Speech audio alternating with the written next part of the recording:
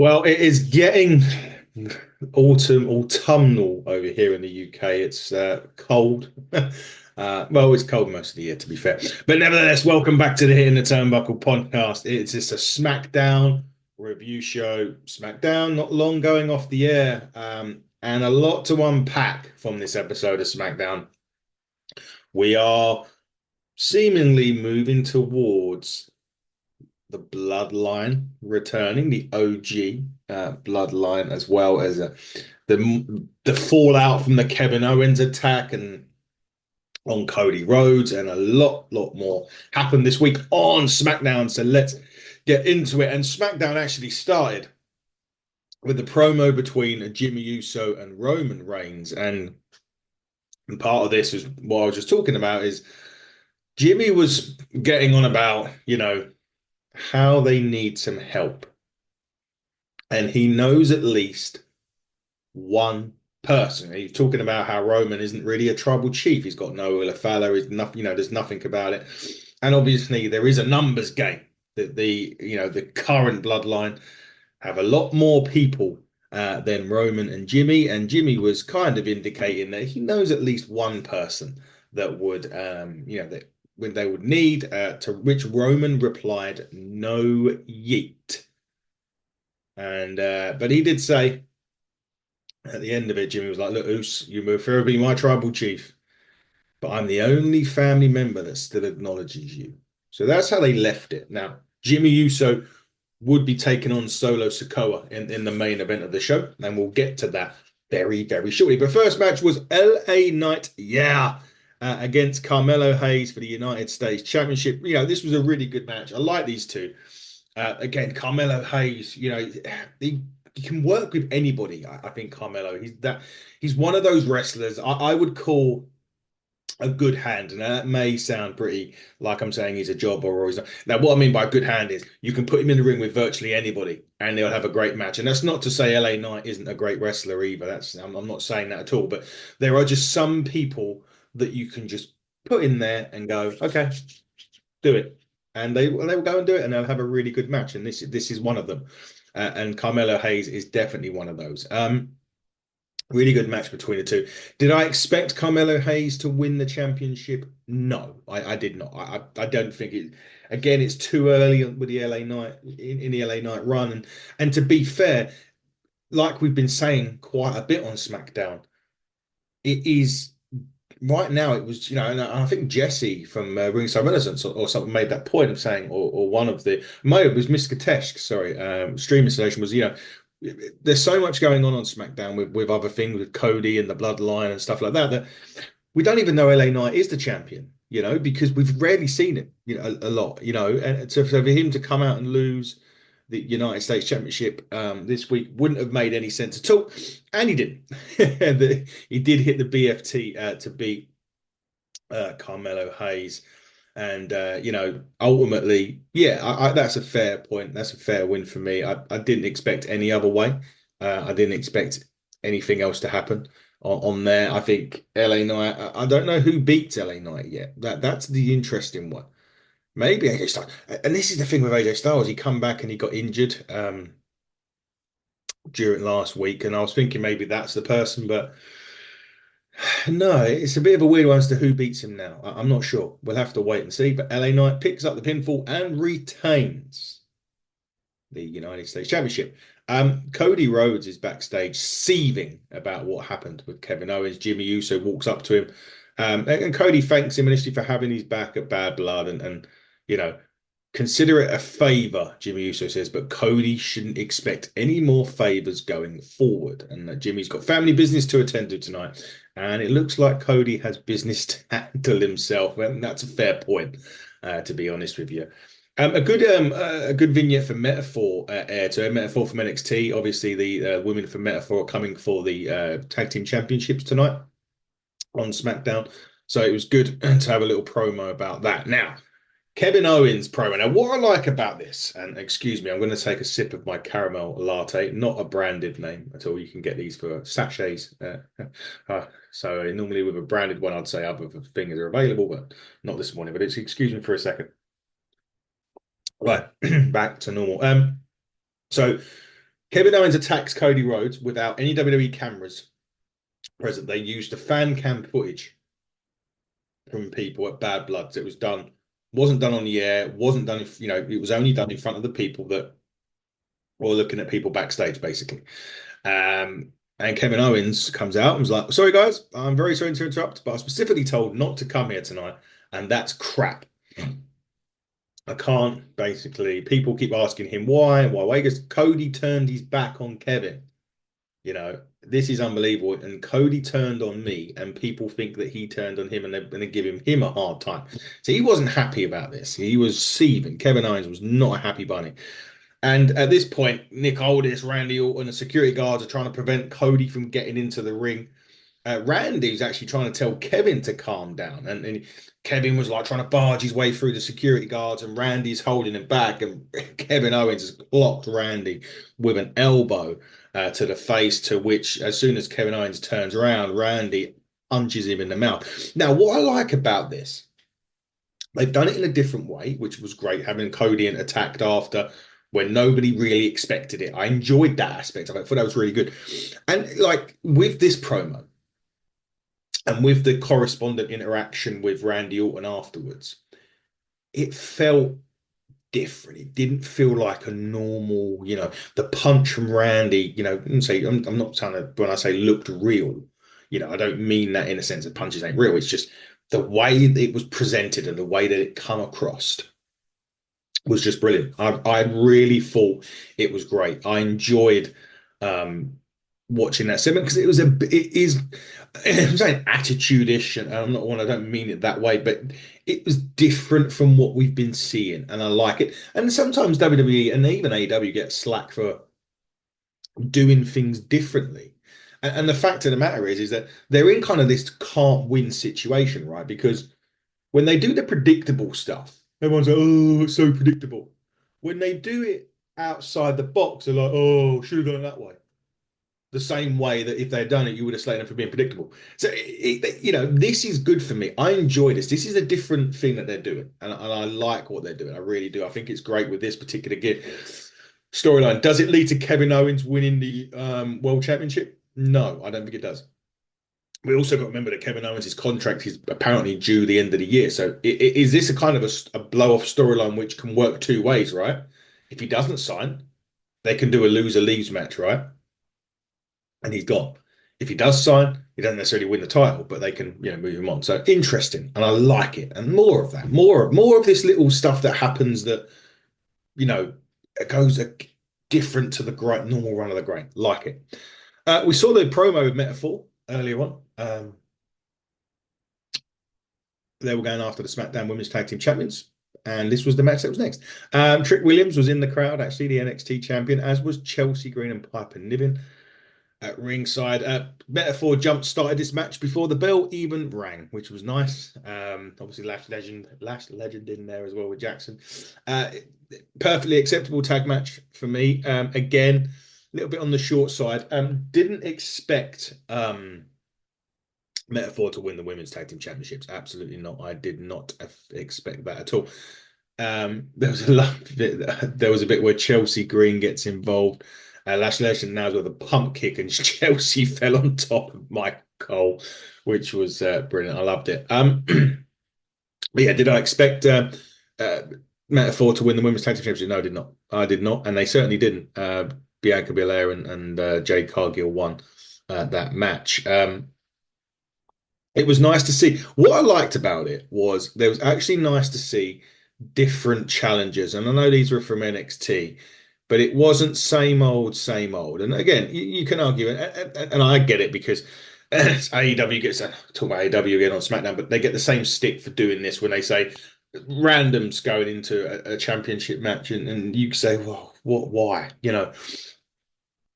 I know they challenged Bianca Belair and Jade Cargill, which at least there was a different part to it than that, and you still didn't expect them to win. But it is nice to see in a division that's I still think needs to be better. it was nice to see the metaphor in there. They put a good account of themselves in there. They'll go back to NXT. They'll do, and I'm sure they've got some other things going on down there. But it was nice, and it was good to see a refreshing change to the division and someone different instead of the same old. Now, Chelsea Green and Piper Niven could be the next tag team to go for it, perhaps. I mean, that's why they were there at ringside. Who knows? Um, and I think that'll be good. Chelsea going to Putnam. Chelsea going to Putnam, and I think they were tag champions as well. And they could probably win it again with Chelsea Green running that really high bit of momentum that she's on right now. And she's getting a lot of props, I think, from from the backstage, people backstage. And a good push is really needed. But again, what is really needed, excuse me again, what is really needed in this is women's Intercontinental Champions and United States Championships, Triple H. Not this crown jewel title bullshit that you brung out at Bad Blood. Give the women what they want, which is a secondary championships. God, that it's my goal. I'm not saying it's my goal to bring it in because it's everyone. They need it. They absolutely need it. And they need to bring it in because it's getting annoying. It's not there. Anyway, let's move on because I'll get the ump again. I don't want to carry on with the ump. Go to the Cody tour bus, which is looking more and more like a two-bedroom flat in London every time I see it. Randy's just trying to calm Cody down. And he's like, look, I've been in your position before. You just need to settle down and, etc., etc. And Nick Aldis says to Cody, look, you've got a match with Gunther coming up in a couple of weeks. I need you to be focused on that. You need to bring that championship home to SmackDown. The championship that nobody needs. Sorry. Sorry, not sorry. Anyway, Randy said to Cody that he'll fix it. And Nick Aldis was actually giving Randy props for trying to be the voice of reason on this. We then go to a segment with Nia Jax, Tiffany Stratton, Naomi, and Liv Morgan. Nia Jax coming off her victory at Bad Blood over Bayley. Obviously, coming up next at the Saudi show, she's got Liv Morgan in the champion versus championship match for a championship that we don't need. Nia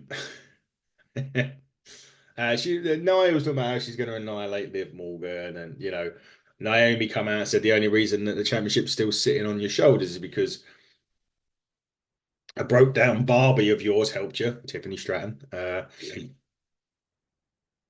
you go. Probably right there, to be fair.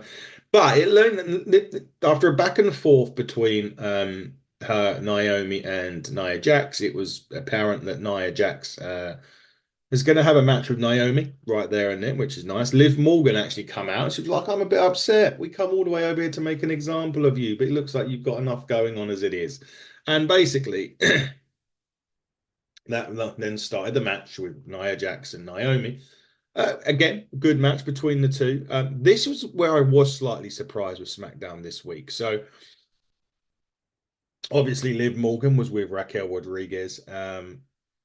And it was quite interesting because it was at the bit where they got distracted. The referee gets distracted by Rodriguez, and they managed to get the briefcase off of Tiffany Stratton, and Liv attacks Nia Jax with the Money in the Bank briefcase, allowing Naomi to do an impressive powerbomb on Nia Jax to win the match. And then Rhea Ripley comes out, and she's after blood. She gets into a big brawl with Rodriguez. Rhea Ripley then drops Nia Jax. She tees off on Morgan. She took a swipe at Dominic, and that they all got out the ring and run away. I like that. I really do like that. I thought that was a good touch with that. Now the interesting thing is, and it was actually I was actually reading it on because I had thought about something, but the match at Saudi is a perfect chance for Stratton to cash in the Money in the Bank. Both championships are in the ring. Champions, sorry, are in the ring. What a chance. Makes perfect sense for her to cash in at Saudi. And they're kind of moving her towards a face turn. Anyway, Monday Night Raw was taped this past week because they're over the crew are over here in the UK. So, and I've read some of the results. We'll do a proper review on Monday. But there is an interesting bit about Monday Night Raw. It's a tag team match that happens, and it's seemingly alluding to Stratton now being a face. So we'll find out more when we watch it Monday.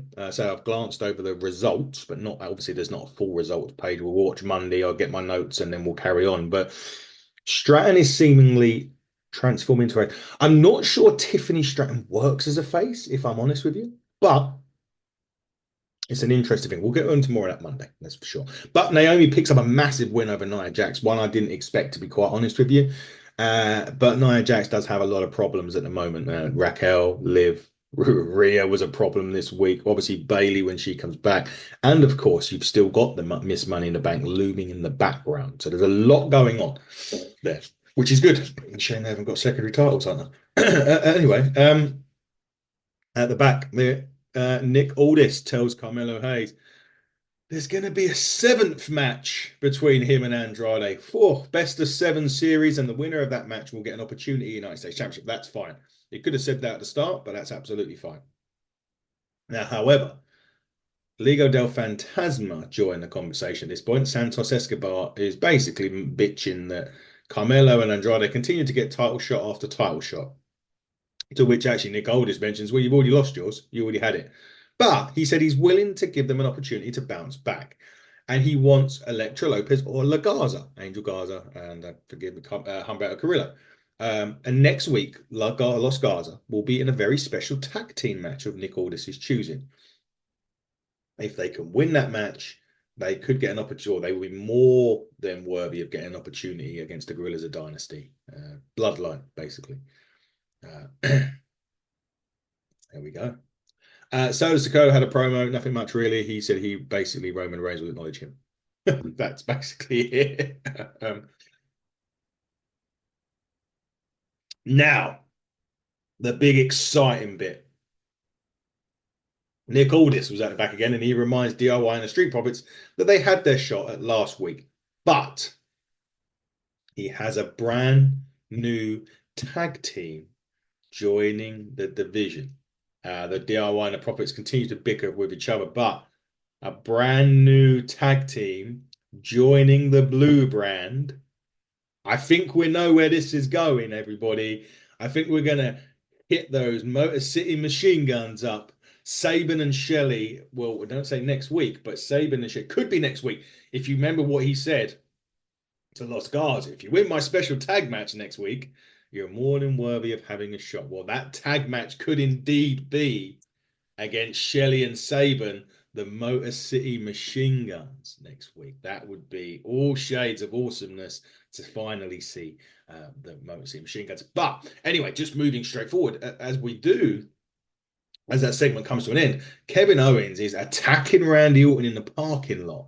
And he's taking issue with Randy, obviously, in his case, picking a side, picking Cody Rhodes, which is not, thingy, but interesting that Kevin Owens is now on Randy Orton, and that's probably where we're looking. That's probably more.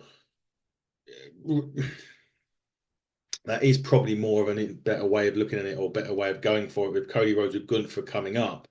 And then they could probably move further down the line to Cody and Kevin again. Do we want to see it again? I don't know, but Randy and Kevin seems a logical aspect. That's where it's logically. With Cody Rhodes got Gunther, it's logical that Kevin picks Randy. That's what I was trying to get at. Main event time. Solo Sikoa against Jimmy Uso. This kind of goes the way that you would expect it to go. See Roman Reigns there as well. And like what Jimmy was saying at the start, SmackDown, him and Roman need help, right? So what they were basically going on, him and Roman need help. And in this match, it is exactly that, because what happens in this match? Well, quite simply, what happens in this match is the Bloodline win, and they get the numbers game, and they attack both Roman and Jimmy to end the show. No, that is definitely kind of alluding to, well, they need help, they need help, they need help. So this is going to bring Jay into it eventually. Don't know how long it's going to last. I mean, we got Survivor Series is like a month away, so it may take some time. But obviously, they still need them one more, perhaps two more. I don't know how this cage match is going to work. But assuming that they want, one or two more, you've got Jay, and you've potentially got Sammy or a new member of the bloodline. Who knows? But Sammy now has just finished that stint with Gunther, so there's the options there. They want to go with it, they can go with it. But yeah, the bloodline stand tall to finish SmackDown, um, which is no problem with that at all. I think it's going to enhance that story. But yeah, good solid SmackDown this week. Really enjoyable. Looking forward to next week, potentially the debut of the Motor City Machine Guns. What a week on the Hitting the Turnbuckle podcast, guys. 5,000 subscribers on YouTube. Vince Russo's video really kicking off, so to speak. We've had a lot of it's had a lot of coverage. So big thank you to you all for watching that. Big thank you to all the subscribers as well. We'll keep the machine rolling, that's for sure. It doesn't stop for us. We will continue to work. We've got the AEW, we've got Wrestle Dream tonight, ladies and gentlemen. That will be reviewed tomorrow night with myself, Gary Joe, and potentially Mr. Dave Robinson returning. The interviews next week. We are recording with the former WWF Tag Team Champions and legendary team Demolition. Will be coming down for a chat next week. Psycho Boy Fodder as well for a chat on Tuesday next week. And of course, your usual review shows will be dropping as normal. But guys, if you just if you're just here for the WWE stuff, that will be back on Tuesday with the Raw review. But if you are interested in AEW, we'll see you tomorrow for Wrestle Dream. But this has been the Smackdown Rebound on the Hitting the Turnbuckle podcast with me, your host, Adam Cousins. Don't forget to hit us up, HTT Buckle on X, HTT Buckle on YouTube, Hitting the Turnbuckle podcast on Instagram. Until next time, everybody, enjoy your weekend and take care and stay safe.